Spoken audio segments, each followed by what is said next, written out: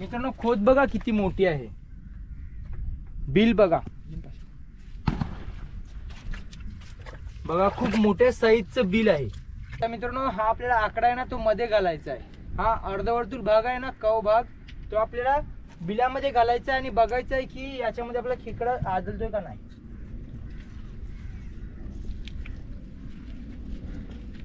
मित्रांनो आकडा घालतोच खेकडा आदळला.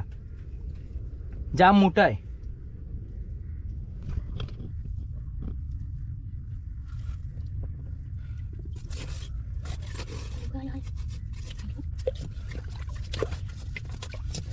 मित्रांनो बघा खेकडा जवळ आलेला आहे.